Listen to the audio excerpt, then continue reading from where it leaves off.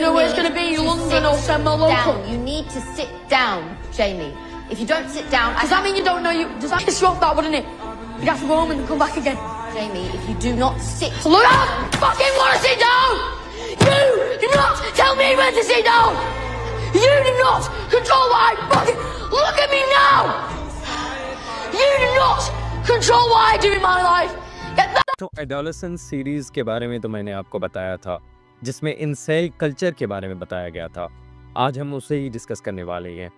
Recently Netflix की series adolescence शाया हुई थी, जिसने पूरी दुनिया में तहलका मचा दिया।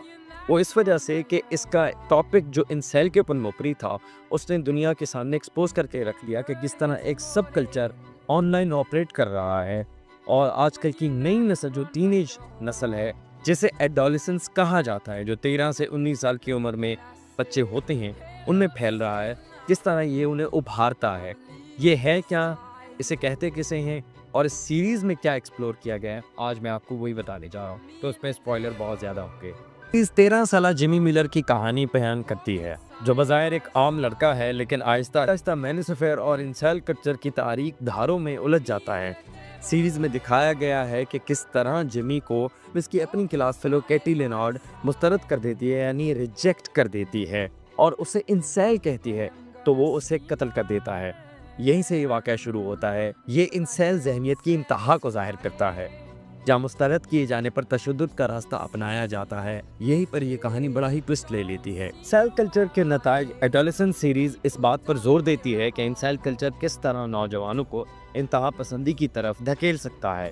ये कल्चर ख़वातीन से नफरत, खुद को मजलूम समझने और तशद्दुद को फ़रोग देता है। द एडोलेसेंस सीरीज में एक और भी बात है, जहाँ कैटी लेनार्ड खुद मिलर को इन्वोक करती है, उसे इंसेल कहकर, जैसे हम आम जबान में बुलिंग कहते हैं, यानी उसे बुली करती है कि तुम नामर्द हो, जिसकी वजह से एक सब कल्चर और डेफिनेटली साइकोलॉजिकल ट्रॉमा क्रिएट होता है, और फिर जिसका कोई भी जस्टिफिकेशन नहीं है। अगेन डिस्क्लेमर, जिसके नतीजे में ये बात जाहिर होती है, जहाँ कत्ल पर इख्तिताम होता है। यानी एक लूप है जो चलता है।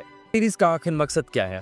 ये सीरीज़ वालिदैन और माशरे के लिए एक बड़ी वार्निंग है। हमें नौजवानों की ज़हनी सेहत पर तवज्जो देनी चाहिए।